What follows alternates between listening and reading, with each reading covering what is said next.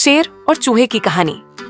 एक बार की बात है, जंगल का राजा शेर खा पी कर आराम से एक वृक्ष की छांव में सो रहा था।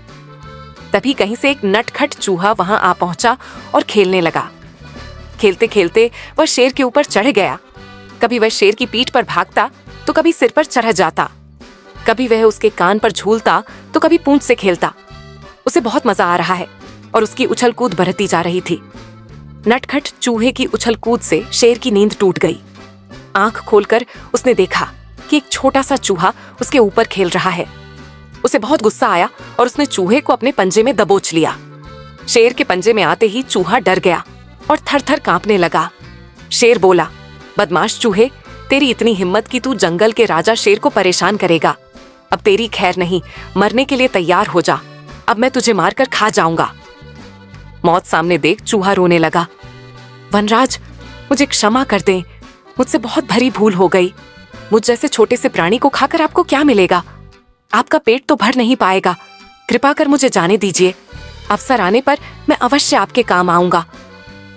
चूहे की बात सुनकर शेर हंसने लगा और बोला, मैं जंगल का राजा हूं। मुझसे बलशाली इस पूरे जंगल में कोई नहीं। तू छोटा सा चूहा मेरे क्या काम आएगा? लेकिन फिर भी मैं दया करके तुझे प्राण दान देता हूं। मेरी नजरों से दूर हो जा और आइंदा कभी मुझे परेशान मत करना। चूहा धन्यवाद कहकर वहां से चला गया। कुछ दिन बीते। एक दिन शेर जंगल में शिकार के लिए घूम रहा था कि वह शिकारी द्वारा बिछाए जाल में फंस गया। उसने बहुत प्रयत्न किया किंतु जाल से बाहर नहीं आ पाया। वह मदद के लिए चिल्लाने लगा। शेर की आवाज वहां से गुजर रही एक चूहे के कानों में गई। ये वही चूहा था जिसे शेर ने दया कर प्राणदान दिया था। चूहे आवाज की दिशा में गया तो शेर को जाल में फंसा हुआ पाया।